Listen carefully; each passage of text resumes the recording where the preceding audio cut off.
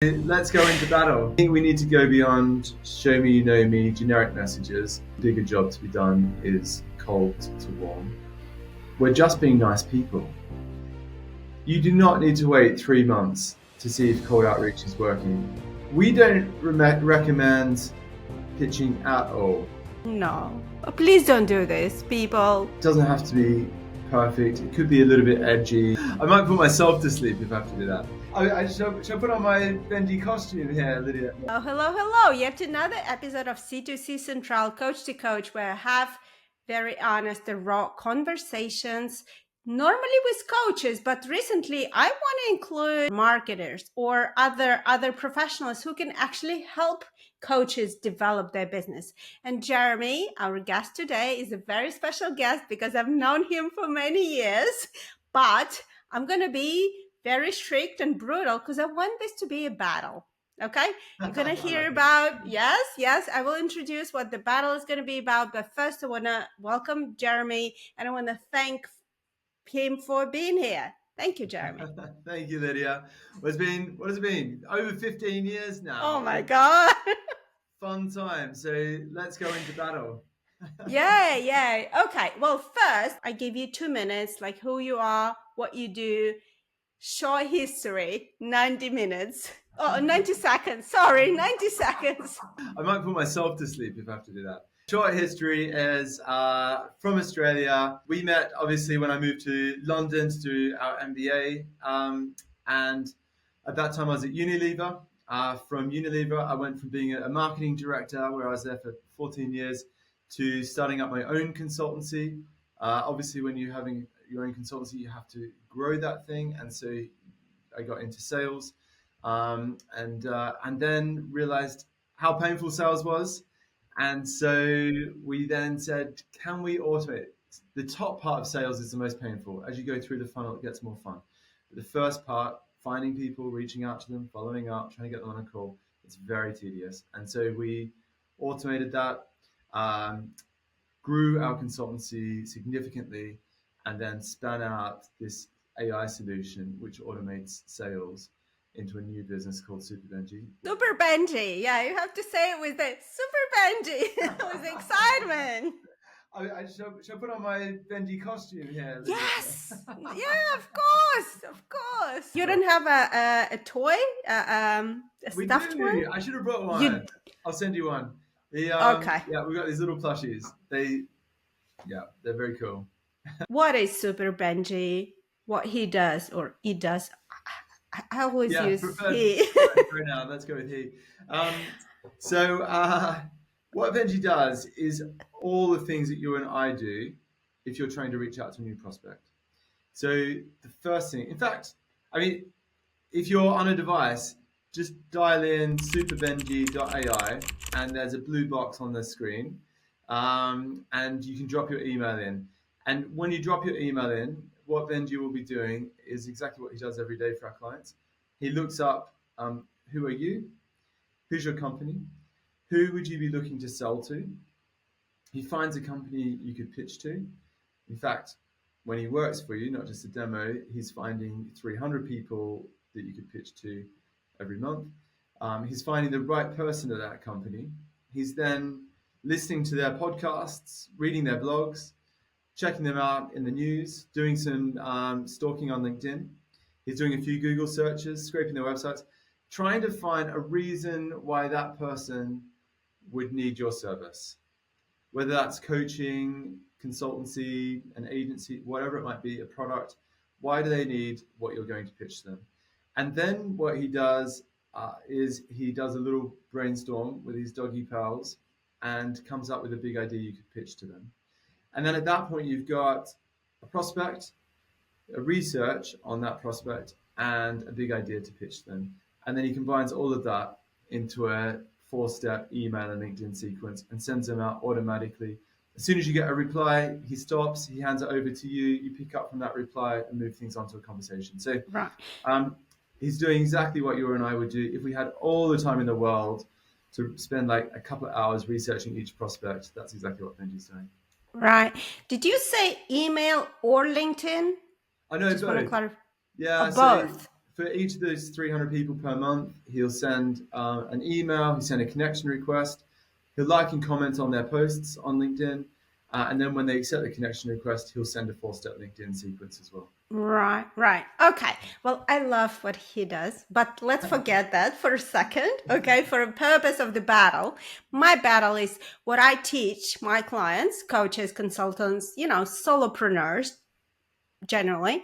What I teach them is warm outreach to do what Benji does, basically Super Benji does, but basically go and research. And I say you don't have to spend hours because you don't have hours. You can spend 5 minutes, right? But the message you send is exactly what you said, is about the recent podcast or about the recent event that they shared on LinkedIn or about something. But what I teach is start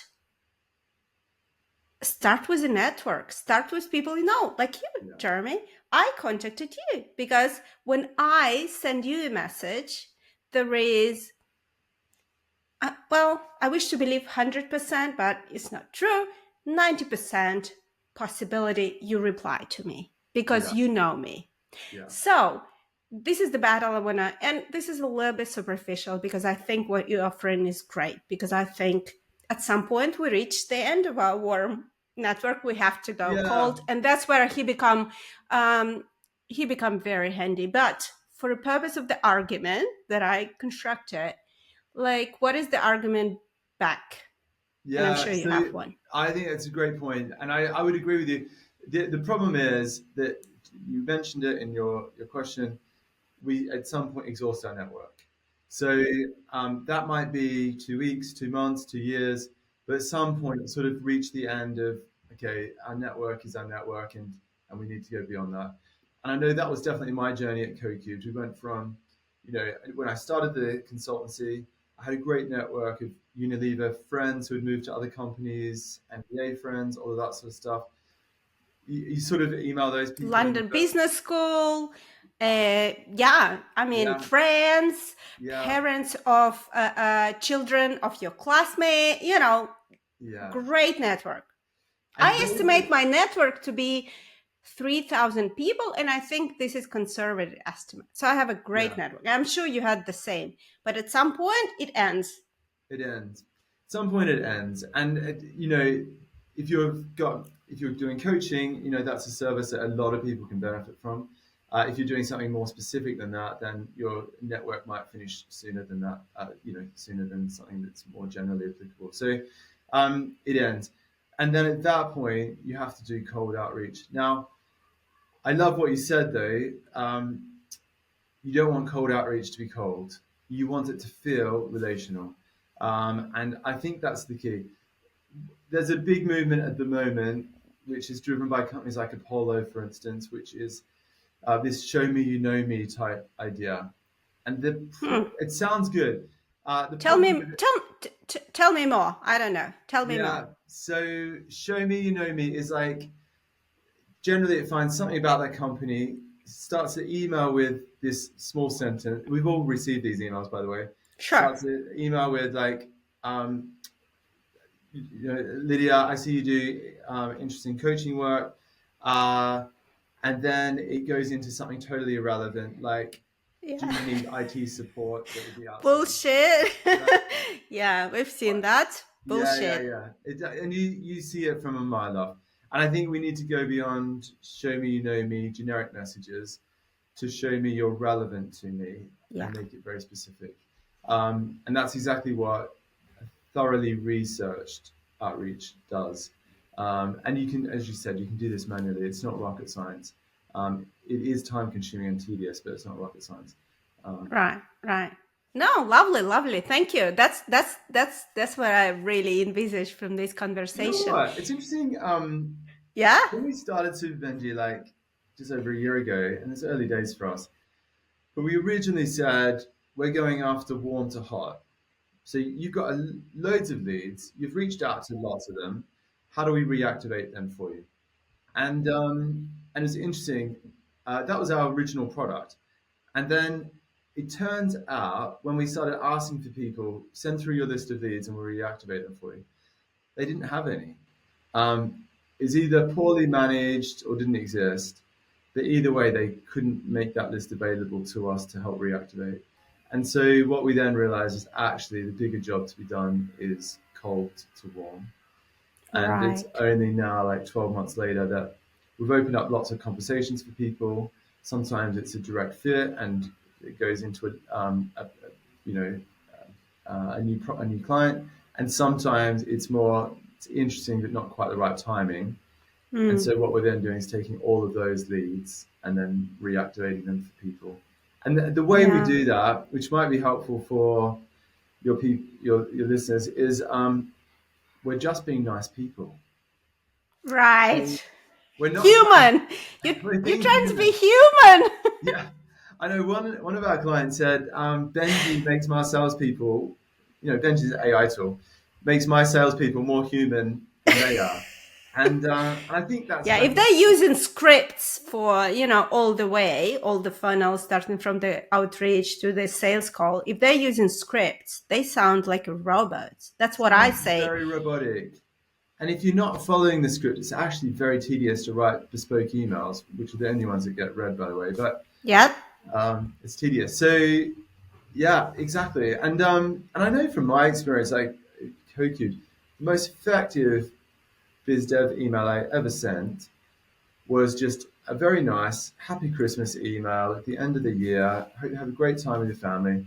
There was nothing pitchy. It wasn't even I hope we can work together next year or can we talk in January. It's none of that. It was just happy Christmas. And all it did was like present me as a nice person. It's reaching out, but keeping in Yeah. top of mind. And Yes. it's all about timing. And so the key job, once you've got a relationship with someone, they know what you do. All you have to do is stay top of mind. And it Right. might be a happy Christmas email, but it might also be, hey, Lydia, I know this is a key priority for you. I saw this article in HBR and it made me think of you. Hope everything's going well. Or it could be, I saw you took out this awards on LinkedIn. Looks like you're smashing it. Yeah. Not trying to pitch, just being nice, checking in. Again, all the sorts of things that AI can now do and the things that Benji is working on, but basically just helping people be nice. No, amazing, amazing. I just posted, I think I have a Thriving Coach Sunday newsletter, and I shared my learning from sending 70 messages, right? I'm Right. doing outreach now actively. So I just shared my learnings from doing that and my couple of points you just mentioned. Just be human. Just don't pitch right away. That's just, Yes. just awful. So all the things you're saying. So basically, I don't know, I knew it's not going to be a What were the battle. other points? So yeah, take us through the other points. Oh, That's what I okay. think Oh, of. I need to pull that up. This is Let a me let test. me do that. Okay, sure. Let's see if Benji is gonna be up for that test. Let's go. Let's go. Um, so it takes energy. I think It does take Benji, energy. Yeah, I agree. Benji can take a lot of that from you. Second, put it on your calendar again. If you want to do it, it has to be on your calendar. Yeah. And because it takes time and energy, that's fine. It's always the Know first thing to what? get cut, especially like when you go, this is the reason a lot of companies and organizations and people go from feast to famine because you get busy delivery and then you forget to do any Right. outreach and then you finish with that client and then you're And then like, you, you've got nothing. And so it's really important. A little bit each day, just, yeah, there you and that's go. where Benji works best. It just keeps going every day, sending message on your behalf. Yeah, Gets, maybe a phone call it's every day really or two, nice. but it's not like laborious, but it's important. It helps avoid that feast to famine cycle. Absolutely. Otherwise, It like just if you have don't put to time in the go. diary, Yeah. it doesn't work. Yeah. Absolutely. Okay, number 3, it's more internal. No one owes you a reply. So if people don't reply, don't take it personal. There is stuff going on their side. It's just like you mentioned, it's not the right timing. They're busy moving countries. They're busy taking care of the kids or the parents or they're in hospital. Like, it cannot take emotional toll on you. And the way is just don't expect anything to come back. Yeah. I think So that's so key. I mean, life happens, doesn't it? It's also perhaps something to think about in terms of like, there's, I love that quote. There's nothing more powerful than an idea or an opportunity whose time has come. And sometimes people might be moving countries, for instance, or just busy or on holidays. But other times they might just not be in that buying state for your solution or service. And doesn't mean that they would never need you. I mean, the thing with coaching, at some point, everyone hits a wall and everyone needs a coach. And hopefully right, they'll acknowledge their need for a coach before they hit a wall. And but right. staying in touch, perhaps the not being a hustler, but being persistent in some way is quite key, I think. No, absolutely, absolutely. The next point is when replies are weird, awkward, or like have here frosty, but honestly hostile. That's okay. Again, it's not about you, and especially for warm outreach, it's usually silence. In cold outreach, you can get pretty brutal responses, right? And again, that's okay.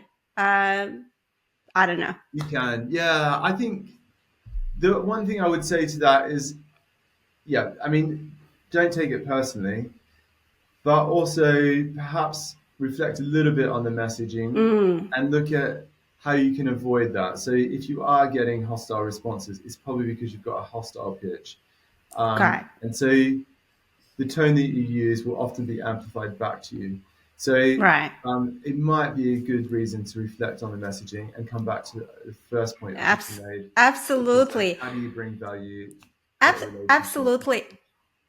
Absolutely. I started doing something. I call it Friday roast. So every Friday, I share a cold message that I receive, and I roast it. I Oh, say nice. I like that. Yeah, that's brilliant. Go and check. I've done 2 already. Yeah. Every Friday, there will be 1 tomorrow. Basically, I go through it and I tell what is good about it and what is wrong about it. And then I do the rewrite. I do how I would write it. Yeah. So every Friday, jump in my LinkedIn and see my Friday roast. Yeah, cool. Friday roast. Because I think cold outreach can work if done right. Yes. Yeah. Right. The next one, this is not a sprint. And I will, so treat it more like building relationship, and relationship take time. And I think it relates both, warm or cold, both. I wanted to ask you, Jeremy, what are some of the stats or KPIs you can share? Like what you've seen in terms of response rate, in terms of success rate.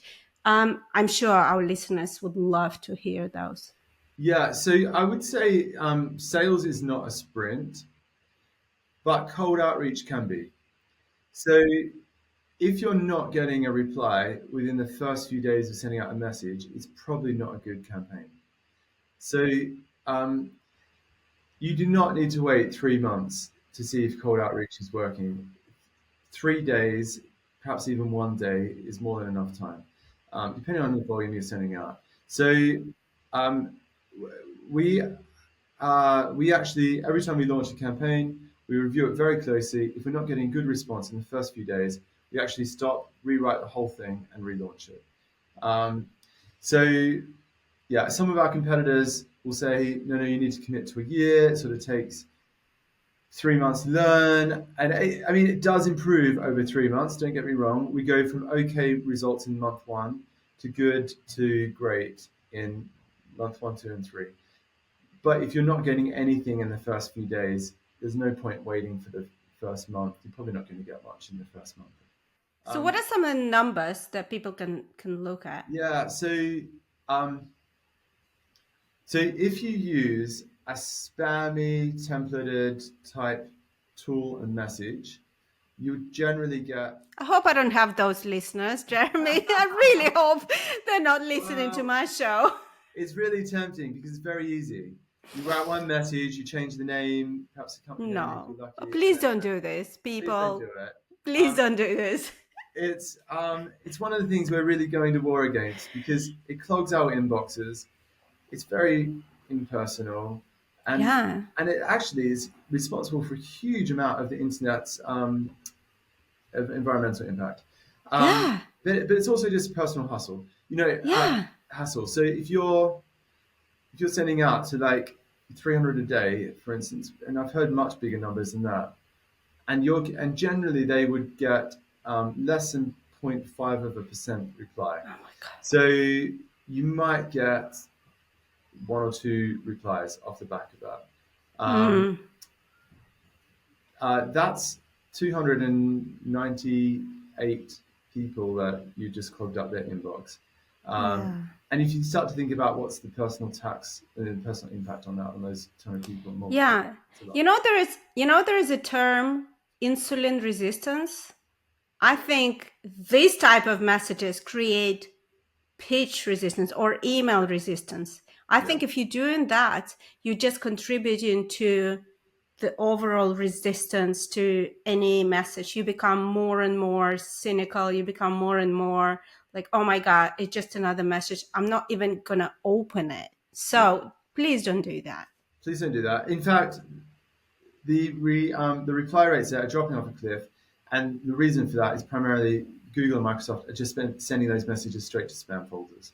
So Right. they Right. generally just don't work, not because they're not good messages, but because they're just not getting delivered. Yep. So next level up from templated spam is personalized pitching. So that's where you are very nice, very well researched, but still pitching what you do. Right Um, away. those get a better response. So with those, you generally get between, put a bit of thought into it, a 1% and a 3% reply rate. Okay. So still a lot of work. If you're doing this Yep. manually, that's a heck of a lot of work. And a lot of time, if you're getting sort of 97% of people are not replying, that's a lot of time you're spending on Yeah. people that are not yet replying. Yeah. We don't recommend pitching at all. Some of our Right. clients do. Just to give you a brief glimpse into where we're at, we've got over um, 40 or 50 clients live right now. We would have about 10% of those on a pitchy message. If you've got a Hmm. great product that's transformational, it will work. Hmm. Hmm. If you're pitching coaching, which Yeah. is hard to differentiate, it's mostly based on who you are as an individual, Yeah. that's your USP, then it's going to be difficult. Yeah. So, so the next level up from that is don't pitch. The what Yeah. we all know it from ourselves. As soon as you get an email that feels like you're going into a sales funnel, you try and run out of that funnel as fast as you can. And the easiest way to Yes. do that is just delete it or say unsubscribe. So you will get some hostile replies to that sort of a message, and that Right. might be a good reason to force some self-reflection. Next question up is next level up. So we go from spammy to personalized pitching to No pitching. personalized relational, and that's where you're not pitching at all. So Right. at that level, there's lots of ways to do this, but you have to think like, what is a way of getting someone onto a phone call? And often, if you think about sales, it's just a whole bunch of small yeses. So the first yes is yes, I'll reply to that email. Second yes is yes, I'll get on a phone call. Third call is yes, I might have a diagnostic or discovery call or something else a bit more detailed. Fourth call is, how about can we partner? Can we bring you on board as a client? Sign up for a 12-month package or whatever it might be. So a whole bunch of small yeses that get you to a big outcome. A lot of people with email will try and jump a whole bunch of those small yeses and they go straight in with the pitch, which is why you get poor response rates. So the key question is, what is it unique to you that you could bring that would open up get someone to open their email and reply and say yes. It could be, um, I don't know. We've tried lots of different things, and it's unique for the client. But it could be, could you speak on my podcast, for instance? Like that's one where you're sort of asking a favor, and It's then way easier to get a yes versus it's a bit buy my product. unflattering. You play to the narcissists. Yes. No, absolutely. Explaining Absolutely. myself here, but the and I'm expecting the pitch in a minute, Lydia. So, but it's a great way to sort of open up the conversation.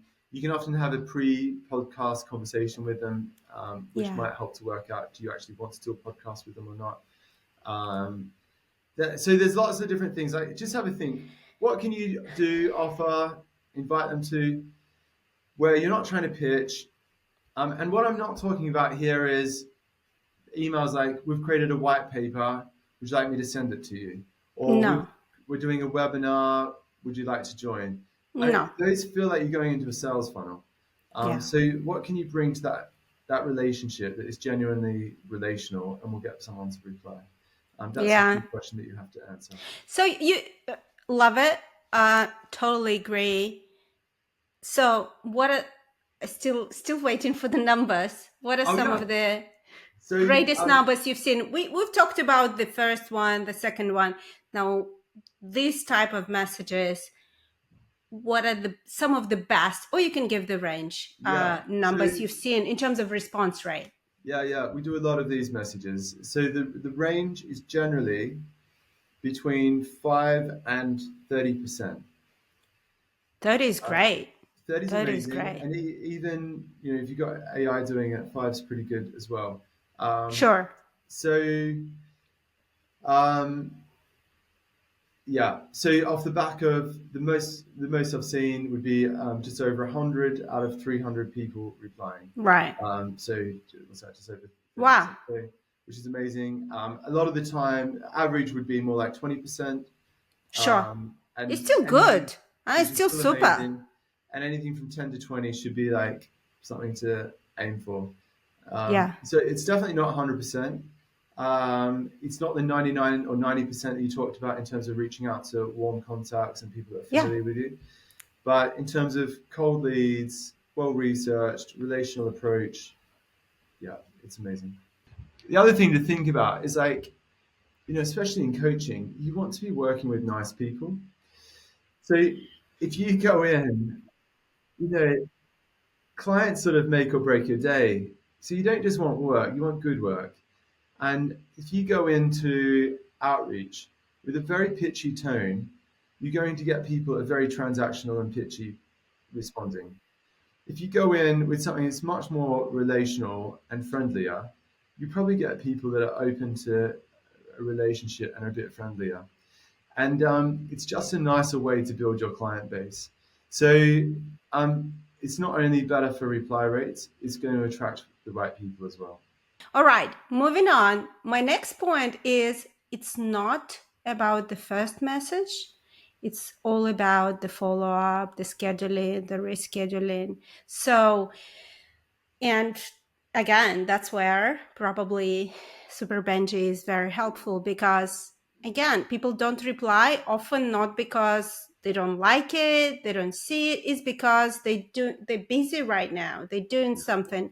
And even in the warm outreach, I usually send the second message and sometimes even the third message, just to make sure it didn't, kind of lost it wasn't there, it wasn't a good time. And that's where I think technologies are really helpful. So following up. Persistence plays, definitely. Persistence pays. Definitely. The one thing I would say is, if you're not getting any replies to the first email, you probably should change that. But we do see over 25%. We do a 4-step sequence.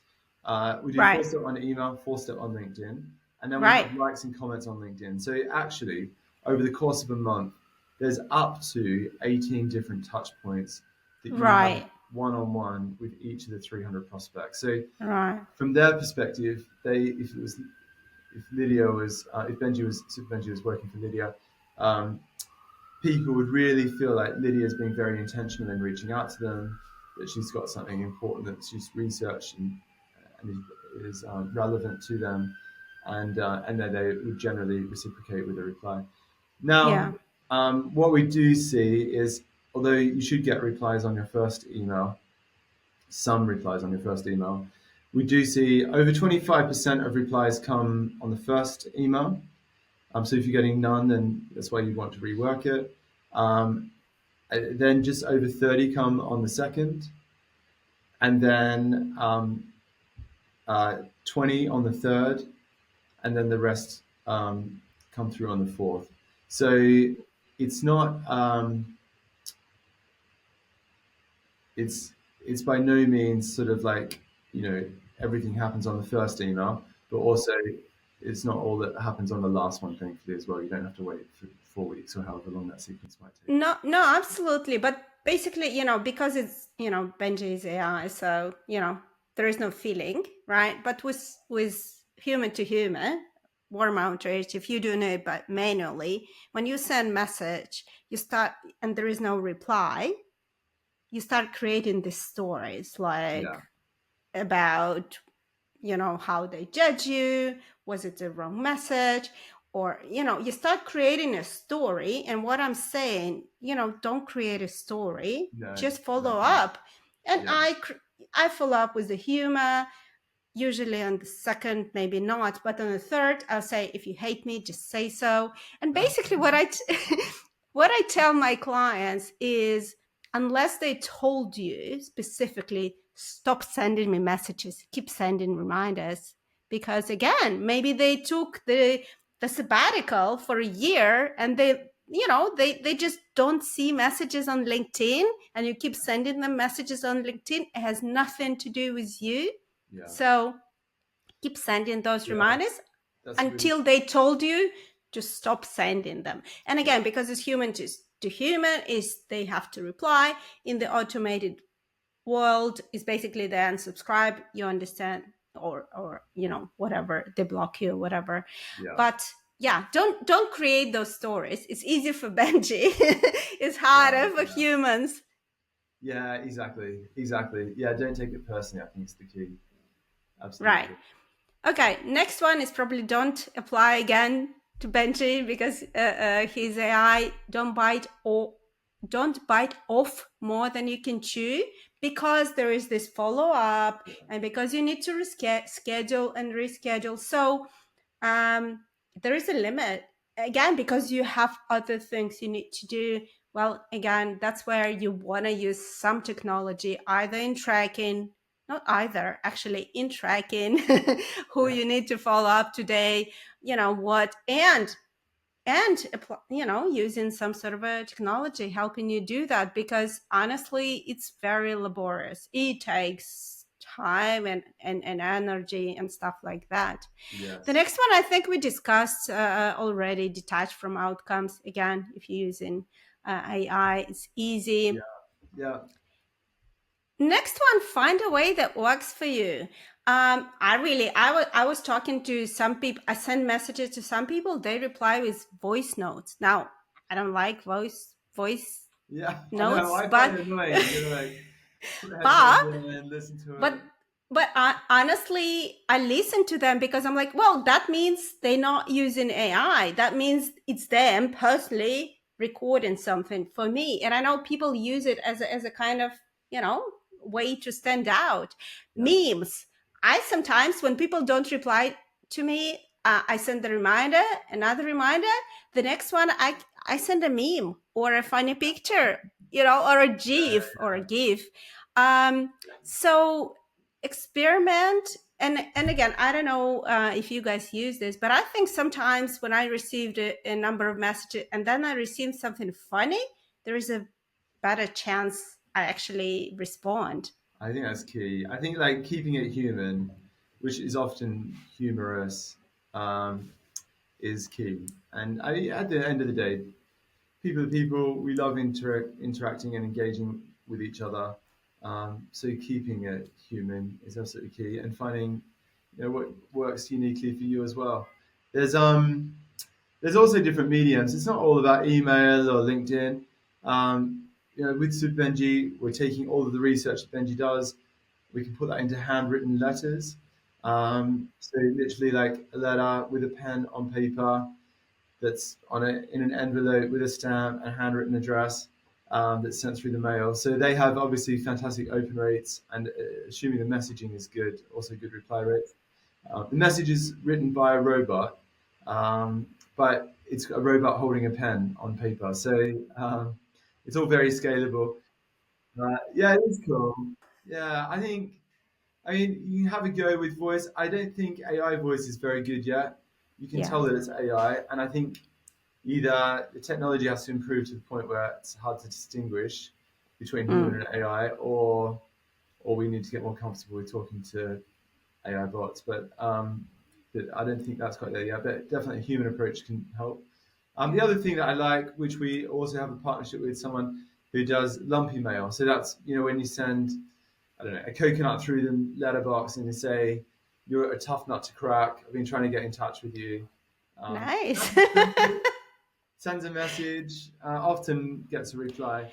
Yeah, but it Um, depends. If you're selling very expensive product or service, yeah, that might exactly. work. Yeah, exactly. Yeah, so have a play, but I like your idea of bringing humor into it. I think that's absolutely key. Yeah. It also takes attention off from your side. And again, if you don't get response, and it's also, I really love what you mentioned that you don't want every client, you want the good client or client you want to work with. Yeah. I use a lot of humor in my coaching. I use movie quotes, I use gifs, I use memes, because I think it helps. Like, I recently received a feedback from my client. She said she hated it in the beginning. She said she thought I'm wasting her time by describing a movie scene or kind of using jokes. She thought in the beginning, she hated it. She said, Okay. Oh, but interesting. but then on session 3, she said I had a revelation. Well, after actually session 2, she said, because I use these references to movies or these funny stories, she remember better what we talked about. Oh, So interesting. even after the session is like 2 weeks ago, she said, I remember that because of the story, because Yeah, of the yeah. fun, because we learn better when we are relaxed, when we laugh, so anyway, when I use this in my marketing messages, I know that if people hate it, they're not going to come and work with me, right? Yes. Yeah, exactly. Although I think you make a good point in terms of um, sometimes it's the mistakes or the controversial things that people remember. Um, we did one campaign for a client where we said, check out the link, for instance, and we didn't include Yeah. the link, and and it got people to reply and basically say, "Oh, could you please send me the link?" So that, in a funny way, got us our first yes. Yeah. So you can do things like that as well. I'm not saying like you should intentionally make mistakes, but I think the idea of like doesn't have to be perfect. It could be a little bit edgy, something that's going to get you cut through, memorable. All of that Yeah. sort of stuff is absolutely key. Yeah. Yeah. Yeah. All right. My last Great point. point. My last point is accountability. Again, if you're doing it by yourself, very often it becomes a grind. You want to give it up at least person like me, because I like novelty, I like fun, I like challenges. But then if you're doing it for whatever 2 weeks in a row, it becomes a grind, and I'm like, Yeah. I'm gonna give it up. So for people like me, it's good to have a coach, and I do have my own coaches, and they come back and say, hey Lydia, so how many outreach messages did you send today? And I have to reply that I did none, or I have to go and do them. That's the choice. Yeah, yeah, yeah. So That's it just absolutely. basically reminder Yeah. that it's good to work with someone or something that just keep you doing even when you don't want to do it. Yeah, exactly. Yeah, accountability is key, and consistency is king. And I think if you can use your accountability to make sure you are consistent, then um, you'll make sure that your Right. funnel never runs dry. Right. And even, again, summing it all up, we're gonna finish in a sec. But I think it was great discussion. I really love. It wasn't a battle. I knew I couldn't be I couldn't fight you.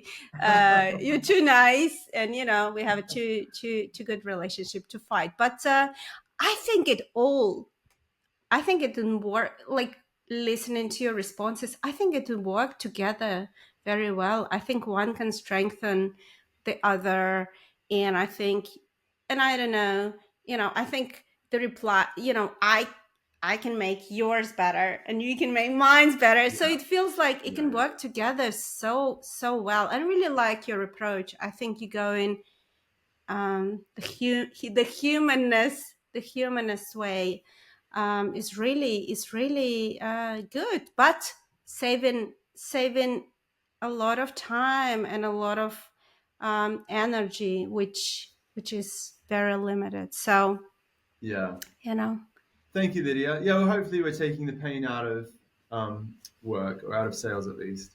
That's our vision.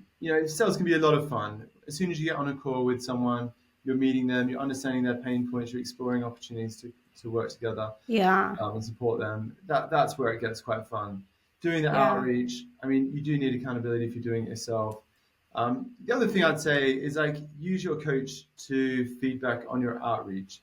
Having a second set of eyes on this stuff is really helpful. We yeah, often well and truly overthink what we're sending out, and just having someone fresh set of eyes can be really helpful. Also, your own fresh set of eyes. So write a message, go and get yourself a cup of coffee, walk around the block, whatever it is, come back yeah, to it with sort of fresh set of eyes can be quite helpful as well. But hopefully, yeah, some of these tools are helpful for your listeners, and and if they want any more advice or ideas on what could work specifically for them, we'd be happy to have a free call with them to talk through some potential options, yeah, and share what we're seeing working for yeah. people like them. No, absolutely. The links will be in the show notes. Anywhere you listen in this, YouTube, my website, or other resources, there will be links. Just jump in, book a call. I'm tempted to have a competition with Super Benji and use Yes. for my own business and see who wins. Love that. Yeah, that's cool. Maybe that Okay. should be Well, our I'm battle. waiting. I'm waiting for the teddy for the plush Puppy in the version. mail. Yeah. Absolutely. And and I'm sure we'll chat. And I'm, again, like I told you, because I'm on the growth trajectory for my business. I really wanna try, challenge Super Benji to help me out. All right. Well, thank you so much. It was lovely, and talk soon. So nice to talk, Lydia. Great to talk.